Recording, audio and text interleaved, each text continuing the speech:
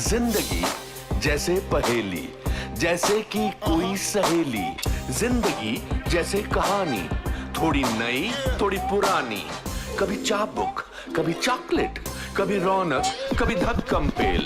ये भी हो सकता है, वो भी हो सकता है, बट ऑलवेज रिमेंबर, लाइफ में कुछ भी हो सकता है।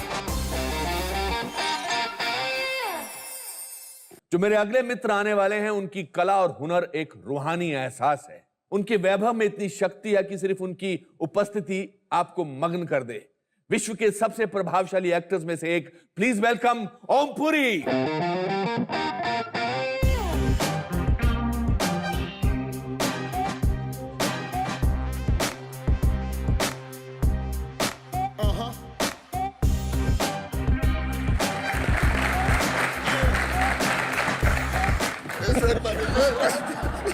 खुश रहो, खुश रहो।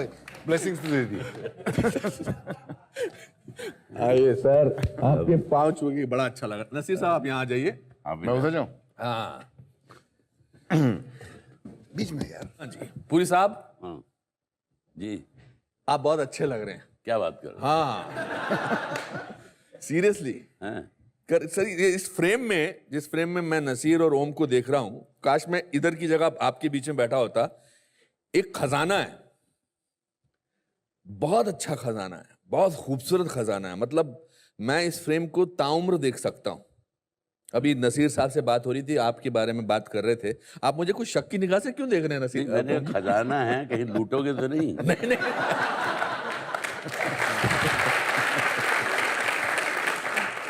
सर, इस खजाने को ना लूटूं तो फिर क्या हुआ? एक्टर बनने का क्या फायदा है फिर? ये बात भी सही है ना। आपके बारे में बता रहे थे नसीर साहब कि आपने जिंदगी की शुरुआत, और मैं भी जानता हूं आपके बारे में थोड़ा बहुत, कि आपकी जो शुरुआत थी वो बहुत ही हम सब की शुरुआत जैसे थी, लोअर मिडिल क्लास से थी, निम्न वर्गीय परिवार से। जी। और आपने एक्टर बनना कैसे सोच लिया? ये इत्तेफाक था। जब स्कूल में जैसे आप कबड्डी खेलते थे, हॉकी खेलते थे, ऐसे ही नाटक भी किए। हाँ 3 शॉर्ट प्लेज किए थे। लेकिन ये तब नहीं था दिमाग में कि मैं एक्टर बनूंगा। मैं दरअसल आर्मी में जाना चाहता था जी। जब स्कूल में था। हाँ कॉलेज में जाके फिर इसका जो है वो शौक पैदा हुआ, और वो भी उसकी वजह ये थी कि वहाँ पे पटियाला में कॉलेज के दौरान जो यूथ फेस्टिवल होता है उसमें मैंने नाटक में भाग लिया। और उसके जो जजेस थे उनमें से एक हरपाल टिवाना थे जी जो नेशनल स्कूल ड्रामा से पढ़े हुए थे। जी जी। तो बोले तुम हमारा थिएटर ज्वाइन करो। अच्छा मैंने कहा जी मैं नहीं कर सकता, कि मैं दिन में नौकरी करता हूँ और शाम को कॉलेज जाता हूँ। अच्छा तो बोले क्या नौकरी करते हो? मैंने कहा जी कॉलेज में लैब असिस्टेंट हूँ। अच्छा। तो उन्होंने कहा तुम ऐसा करो, तुम डे स्कॉलर हो जाओ और नौकरी हमारे यहाँ करो और नाटक में काम करो। वो नौकरी है? वो नौकरी है। अच्छा। मैंने कहा यार और क्या चाहिए? और कितनी तनख्वाह मिलती है? मैंने कहा 125। बोले मैं 150 दूंगा। वाह। तो तुम आ जाओ। अच्छा। तो मैं ही एक एक्टर था जिसको पैसे मिलते थे थिएटर में 150 रुपया महीने का? महीने का। वाह। और आपने वो आर्मी ज्वाइन करने का ख्वाब क्यों छोड़ दिया, या ख्याल क्यों छोड़ दिया? बस जब नाटकों में काम करने लगा तो मुझे ये एहसास हुआ, मैं बहुत घुटा हुआ था बचपन में। अच्छा। एक्सट्रीमली इंट्रोवर्ट, और खासकर लड़कियों के मामले में तो मतलब उनसे भी ज्यादा शर्मीला। अच्छा। हाँ, निगाह उठती ही नहीं थी। अच्छा। हाँ, मन करता था निगाह उठाऊं, अच्छा लेकिन उठती नहीं थी।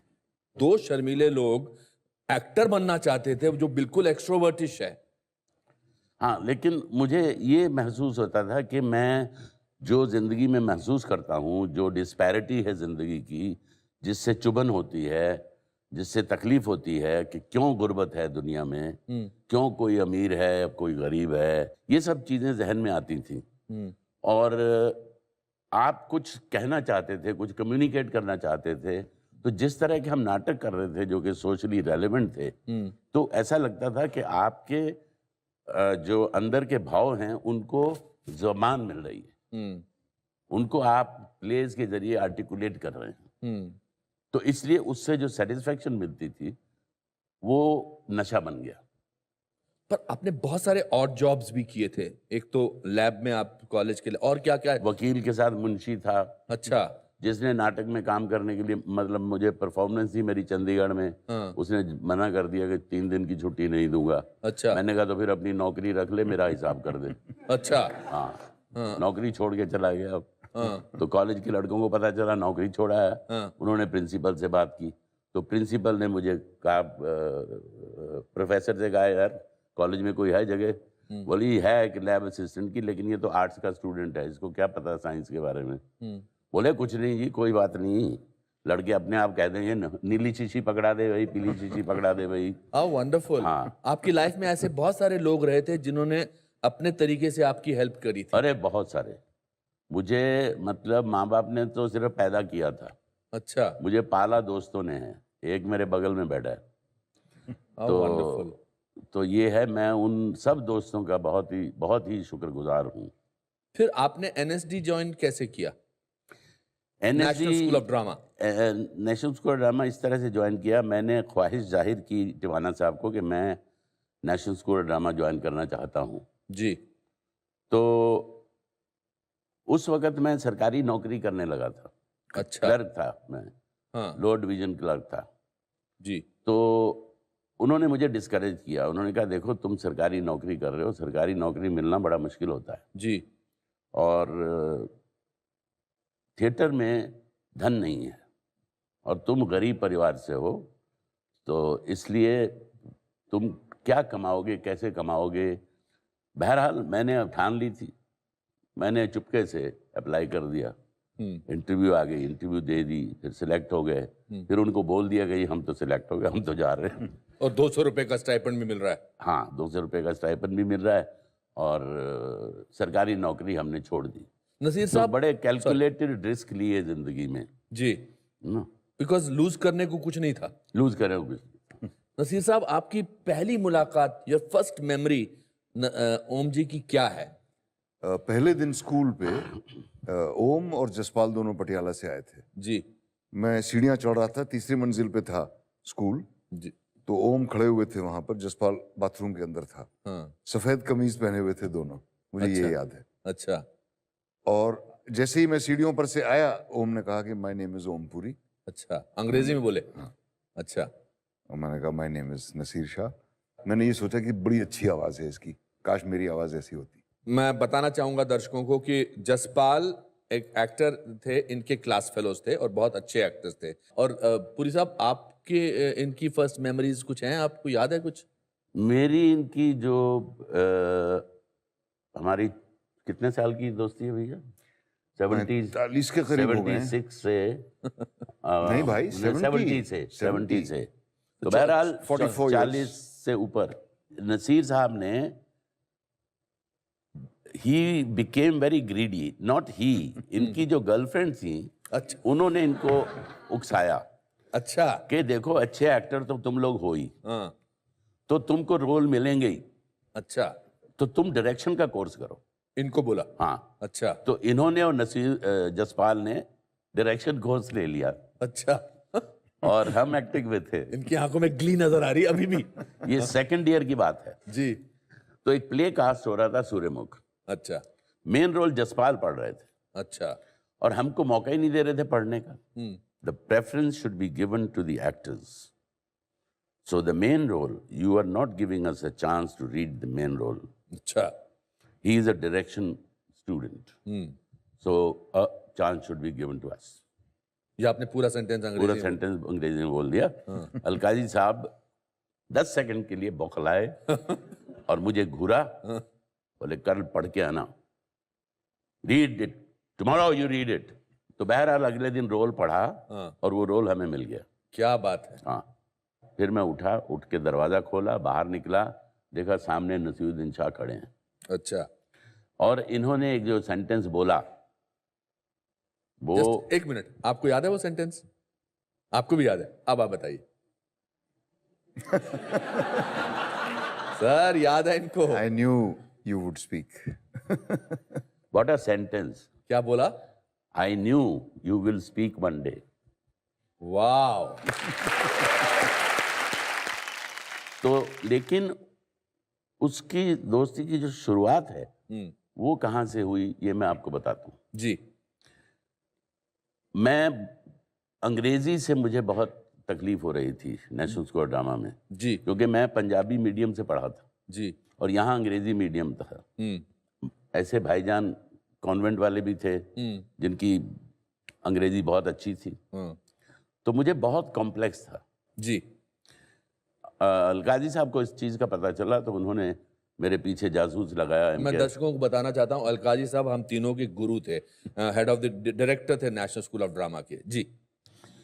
तो क्या पता करो इसकी प्रॉब्लम क्या है, ये क्यों घुटा घुटा सा रहता है।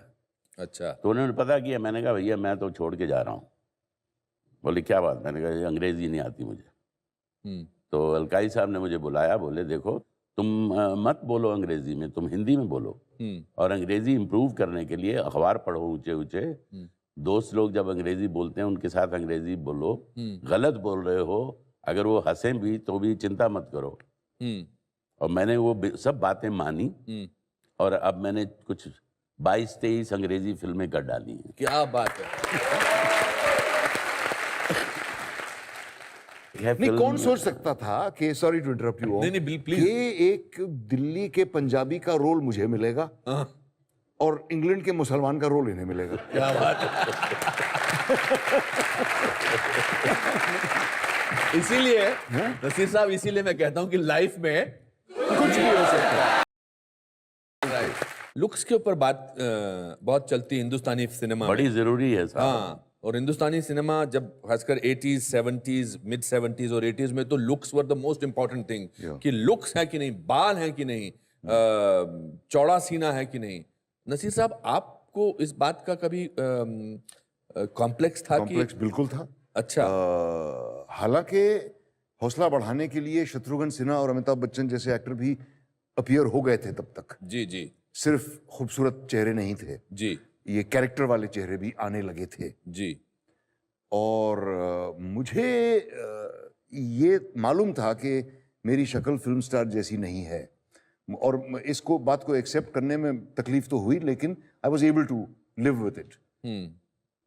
एंड आई रियलाइज कि मुझ में एडवांटेज ये है कि मैं अपने चेहरे को बदल सकता हूँ। और हैंडसमनेस का तो ये है, सीधी बात ये कि you are handsome as you feel. एक ओम की और मेरी तस्वीर है एनएसडी के दिनों की, जिसको देख के शबाना आजमी ने ये कहा कि दो इतने बदशक्ल इंसान कैसे ये जुर्रत कर सकते हैं एक्टर बनने की। ना तो तुम्हारी हिम्मत कैसे हुई यहाँ? हिम्मत कैसे हुई तुम्हारी? क्या? So it is really, I think it's really a question of confidence. मुझे ऐसा भी लगता है कि बिकॉज खूबसूरती एक मापदंड नहीं थी हमारे लिए या आप लोगों के लिए। मैं तो खैर बचपन से ही खूबसूरत था। हाँ। तो शायद तो उसकी वजह से आई थिंक अपने क्राफ्ट पे हमने ज्यादा ध्यान दिया, बिकॉज हमको कुछ और प्रूव करना था। पुरी साहब, ऐसा आपको लगा था?